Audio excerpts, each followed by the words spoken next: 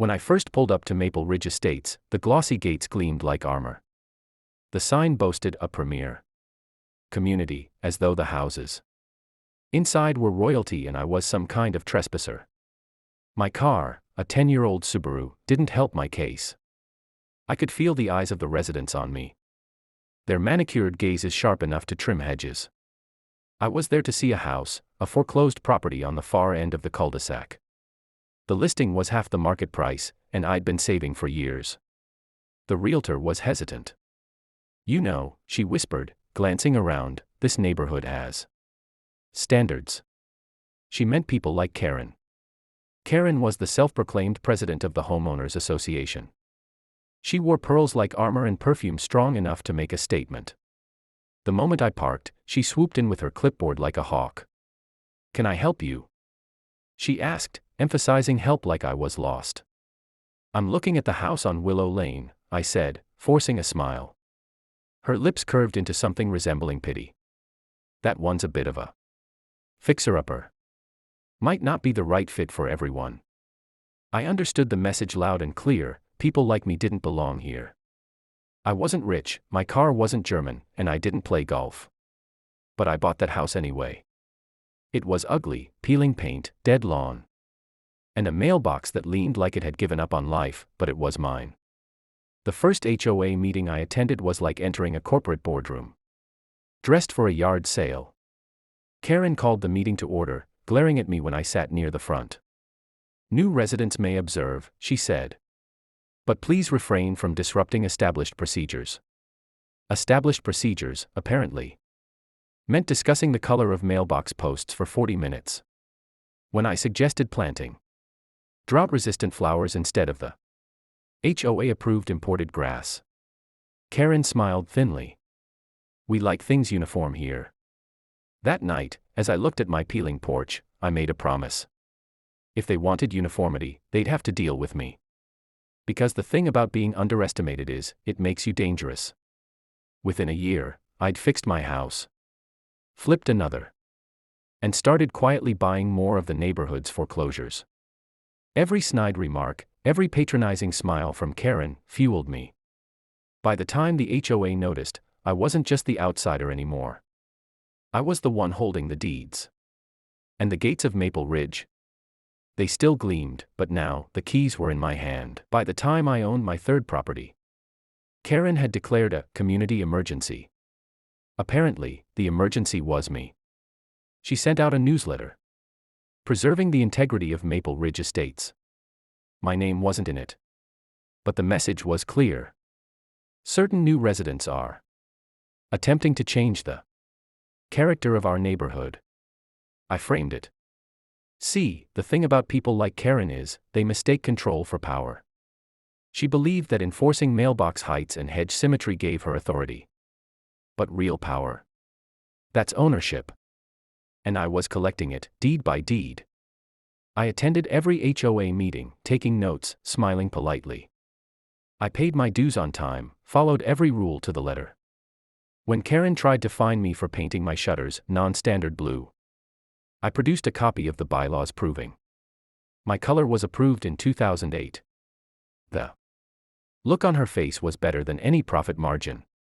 But the real turning point came when the HOA ran out of funds. Years of frivolous landscaping projects and legal disputes had drained their account. The treasurer resigned. And Karen called an emergency vote for special assessments, a fancy way of saying, "We need everyone's money." That's when I offered a loan. "I can help cover the deficit," I said sweetly, sliding a folder across the table. "Low interest. Just until the next fiscal year." Karen's nostrils flared. "We don't borrow from residents." But the others, tired of Karen's tyranny, voted yes. My terms were simple: partial lien rights over HOA-owned common areas until repayment. 3 months later, when they defaulted, I legally acquired half the neighborhood's amenities: clubhouse, tennis courts, and the main entrance landscaping. Karen tried to sue. She lost. From then on, she called me Miss Corporate Greed. I called her Ms. Default. Still, she didn't quit. She rallied her loyalists, spread rumors, tried to block my renovation permits. I stayed patient. Every roadblock she placed only made me smarter.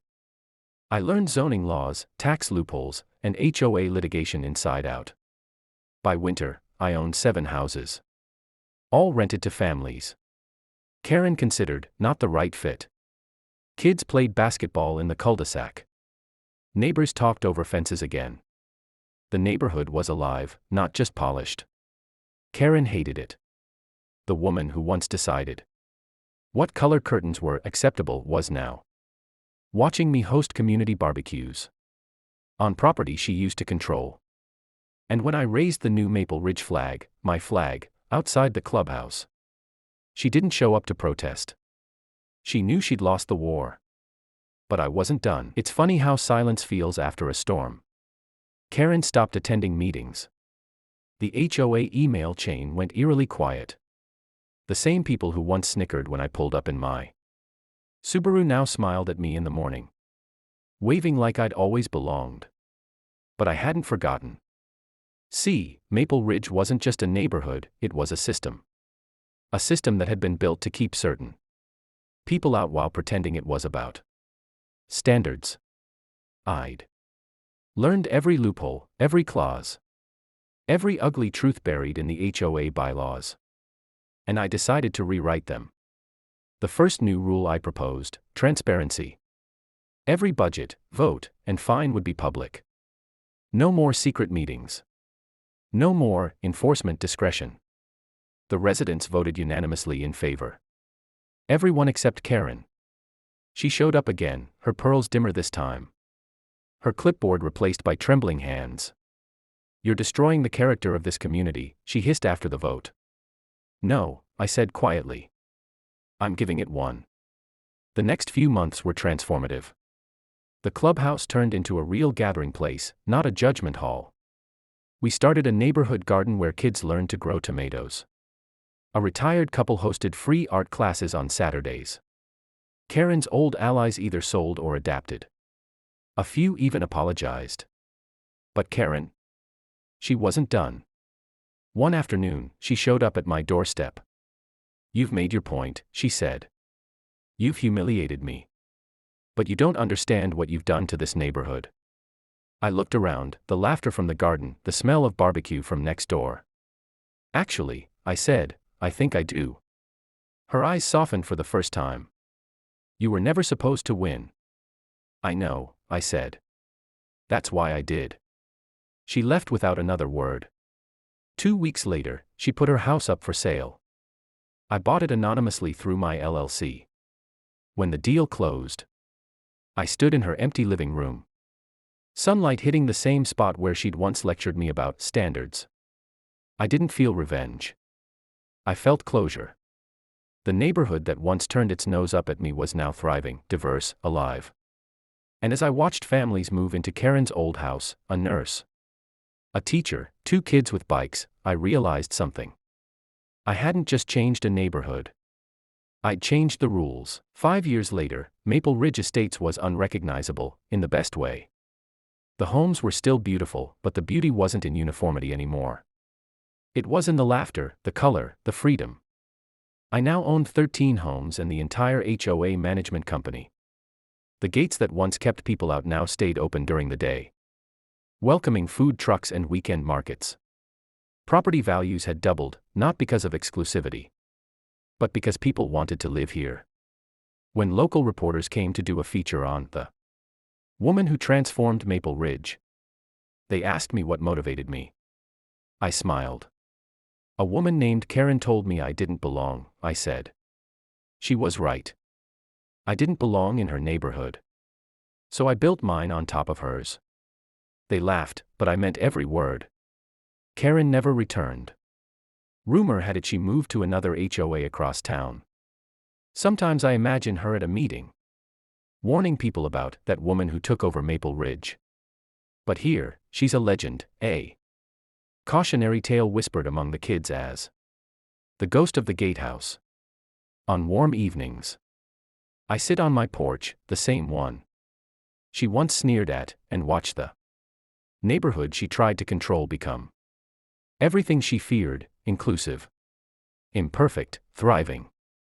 Sometimes new residents ask me about the old days, about how it all started. I tell them this. When people say you don't belong somewhere, it's not a wall, it's a map. It shows you exactly where to build.